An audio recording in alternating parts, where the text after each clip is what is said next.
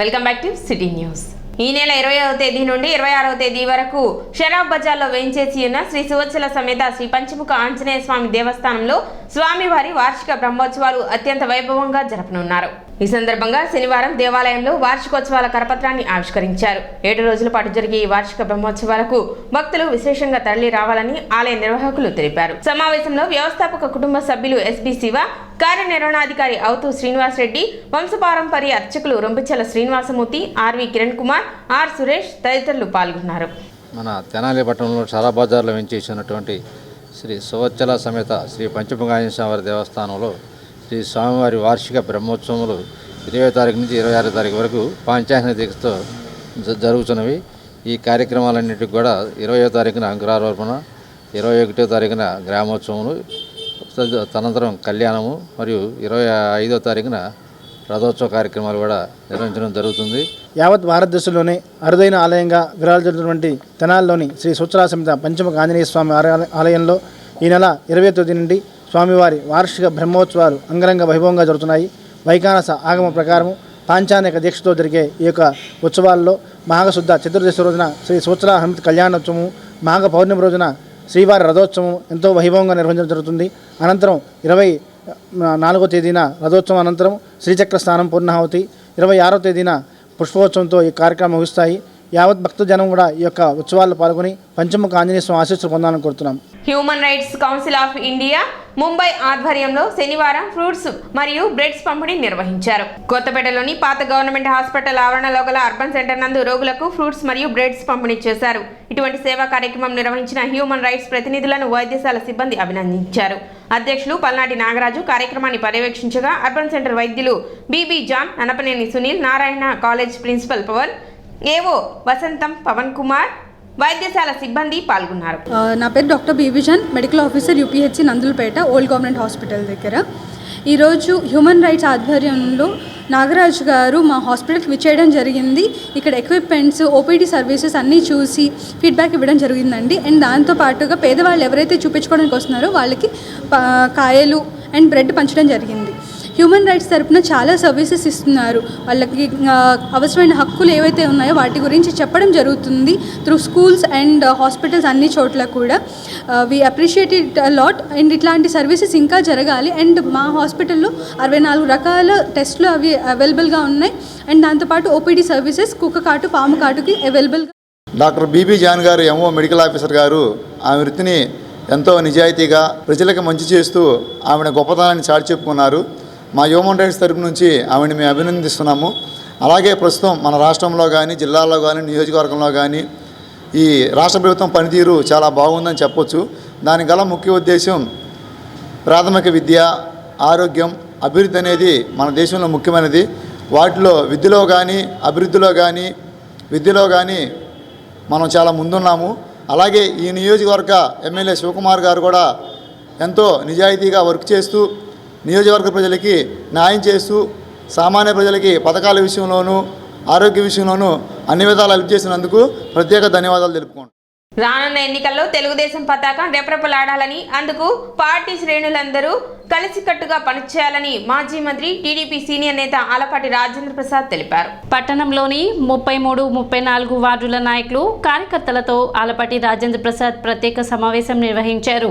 తెనాలి నియోజకవర్గంలో బలంగా ఉన్న తెలుగుదేశం పార్టీ కేడర్ను దెబ్బతీసేలా అనేక పుకార్లను వైసీపీ తెరపైకి తీసుకువస్తుందని, ఆ పుకార్లను పార్టీ శ్రేణులు నమ్మవద్దని తెలిపారు. ఎన్నికలు అతి సమీపంలో ఉన్నాయని, 5 సంవత్సరాల వైసీపీ పాలనలో ఎన్నో అవమానాలు, అక్రమ కేసులు కూడా చవి చూశామని, వాటన్నిటికీ తిరిగి సమాధానం చెప్పే సమయం అతి సమీపంలో ఉందని తెలిపారు.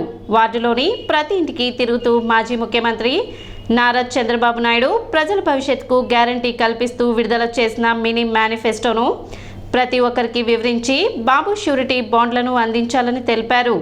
గత ఎన్నికల్లో జరిగిన పొరపాట్ల నుండి కూడా గుణపాఠం నేర్చుకుని ప్రతి ఒక్కరూ అప్రమత్తంగా ఉండాలని సూచించారు.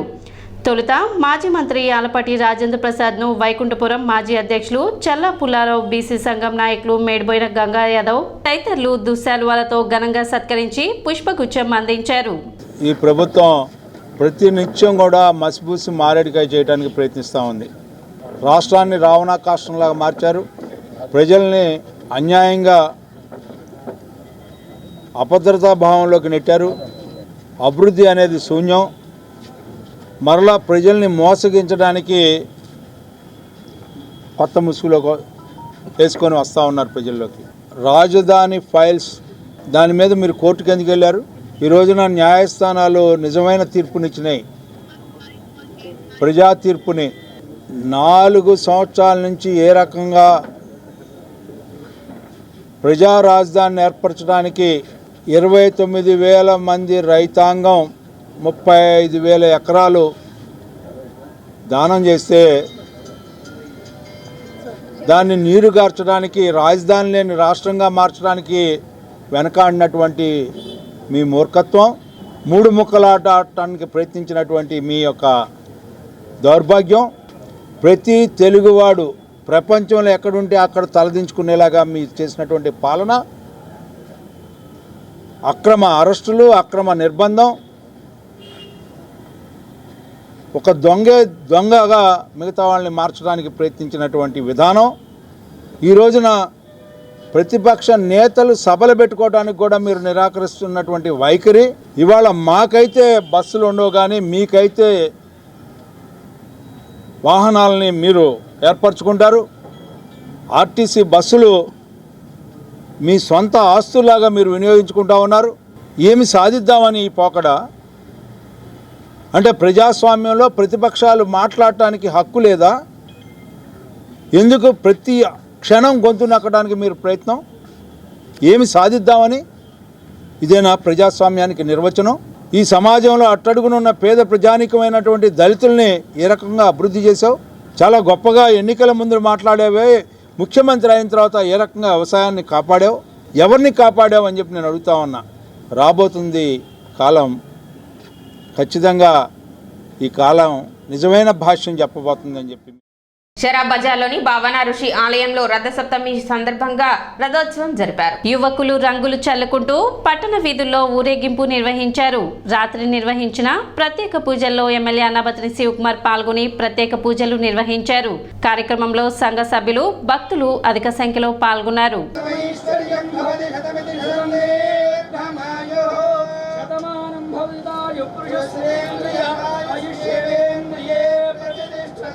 धनं धान्यं बहुपुत्रलाभं शतसंवत्सरं दीर्घमायुः श्रीभद्रावसुर भावनासनं देवता दिव्य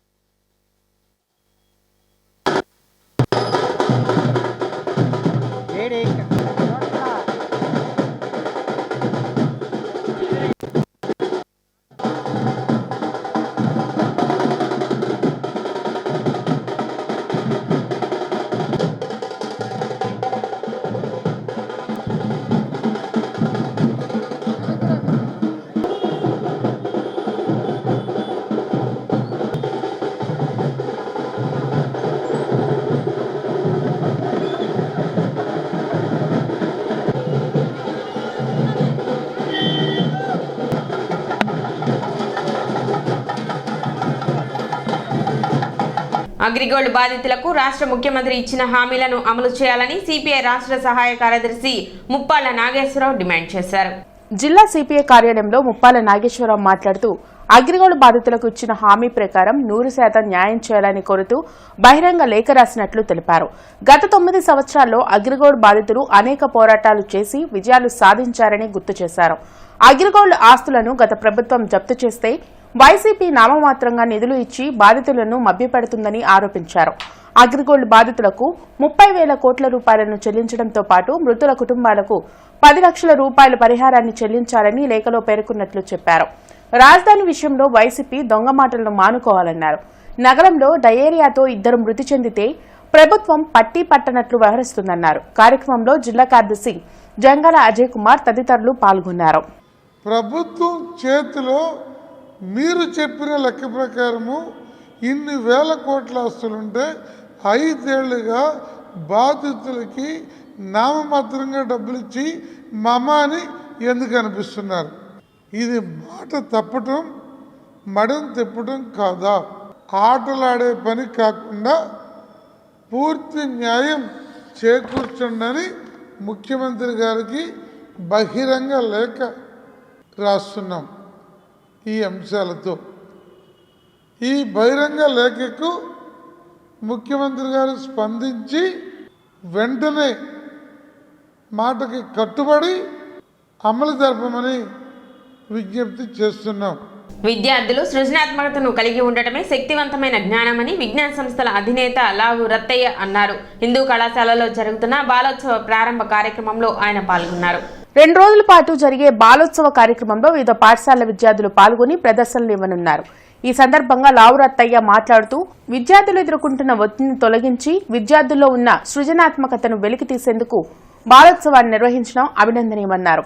ఎమ్మెల్సీ కెఎస్ లక్ష్మణరావు మాట్లాడుతూ రాష్ట్ర వ్యాప్తంగా 40 ప్రాంతాల్లో బాలోత్సవ వేడుకలు జరుగుతున్నాయని, హిందూ కళాశాలలో 2 రోజుల పాటు జరిగే బాలోత్సవ వేడుకల్లో 2500 మందికి పైగా విద్యార్థులు పాల్గొని 30కి పైగా విభాగాలలో జరిగే పోటీల్లో ప్రదర్శనలు ఇస్తున్నారన్నారు. బాలోత్సవ నిర్వహణకు సహకరించిన ప్రతి ఒక్కరికి కృతజ్ఞతలు తెలిపారు. కార్యక్రమంలో చలపతి విద్యా సంస్థల చైర్మన్ వైవి ఆంజనేయులు, హిందూ కళాశాల కరస్పాండెంట్ రామకృష్ణమూర్తి, తిరుపతయ్య, బోసుబాబు, ప్రిన్సిపల్ దుర్గాప్రసాద్ తదితరులు పాల్గొన్నారు. విద్యారంగంలో చాలా ఒత్తిడి ఎదుర్కొంటున్నారు. ముఖ్యంగా కార్పొరేట్ స్కూల్స్ మనం చూస్తా ఉన్నాం. ఈరోజు మానసికమైన ఉల్లాసం ఏమీ కూడా లేదు. కనీసం వాళ్ళ యొక్క టాలెంట్స్ ప్రదర్శించడానికి ఒక వేదిక ఏర్పడాలనే ఉద్దేశంతోనే బాలోత్సవాలు ఏర్పాటు చేశాం. నిజం చెప్పాలంటే దీనికి inspiration doctor Vasireddy Ramesh Babu. Doctor Vasireddy Ramesh Babu అని ఆయన తెనాలి దగ్గర ఆయన గ్రామం. ఆయన కొత్తగూడెంలో డాక్టర్గా ప్రాక్టీస్ చేస్తున్నాడు. 25 ఏళ్ల పాటు ఆయన కొత్తగూడెంలో జాతీయ బాలోత్సవాలు నిర్వహించి ఒక 5 ఏళ్ల క్రితం ఆయన ఆపేశారు. దాన్ని మనం ఇవాళ అందుకుని ఈరోజు ఈ రాష్ట్రంలో 40 చోట్ల బాలోత్సవాలు నిర్వహిస్తున్నాం. గుంటూరు ఒక్కటే కాదు, 40 places. Creativity is the power, innovation is the power. అది ఈ పిల్లలందరికీ ఈ భవిష్యత్ తరానికి మనం చేయాల్సింది. ఈ కార్యక్రమానికి ఆయన ఏ ఉద్దేశంతో చేస్తున్నారు కానీ ఈ ఆబ్జెక్టివ్స్ అన్నీ ఈ కార్యక్రమం ద్వారా నెరవేరుతాయని నేను మనస్ఫూర్తిగా చెప్తున్నాను. సో ఇప్పుడు మారుతున్న కాలంలో ఏం జరుగుతుంది అంటే మీరు ఆలోచిస్తే ఎవరు ధనవంతులు, ప్రపంచంలో ఎవరు ధనవంతులు అవుతున్నారు? బాగా ఎయిర్ క్రాఫ్ట్ మ్యానుఫ్యాక్చర్ చేసేవాళ్ళు, తయారు చేసేవాళ్ళు ధనవంతులా? లేకపోతే లారీ తయారు చేసేవాళ్ళు, కార్లు తయారు చేసేవాళ్ళు ధనవంతులా? వాళ్ళేం కాదు. ఇంత ముందు రోజుల్లో వాళ్ళు. ఇప్పుడు ఎవరు ధనవంతులు అవుతున్నారంటే ఎవరికైతే ఐడియాస్ ఉన్నాయో, ఎవరికైతే కొత్తగా ఆలోచిస్తున్నారో వాళ్ళు ధనవంతులు. బాలోత్సవం అనేది ఒక పండుగలాగా ప్రతి సంవత్సరం నిర్వహించడం అంటే దీని వెనుక వారి కష్టం, వారి ఉండేటువంటి పట్టుదల, వీటన్నిటిని దృష్టిలో పెట్టుకోవాలి. ఇక్కడికి వచ్చినటువంటి విద్యార్థులందరూ కూడా వివిధ పాఠశాలల నుంచి వచ్చిన, వివిధ ప్రాంతాల నుంచి వచ్చిన కలిసిమెలిసి ఈ 2 రోజుల పాటు ఈ పాల్గొనడం. సిటీ న్యూస్ ముగించే ముందు ముఖ్యాంశాలు మరోసారి.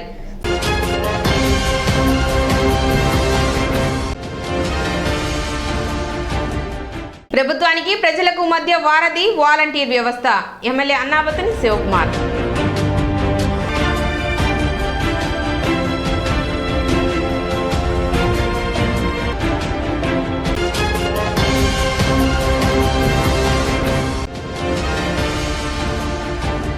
సమస్యల పరిష్కారం కోరుతూ ఏపీ జేఏసీ ఆధ్వర్యంలో ధర్నా.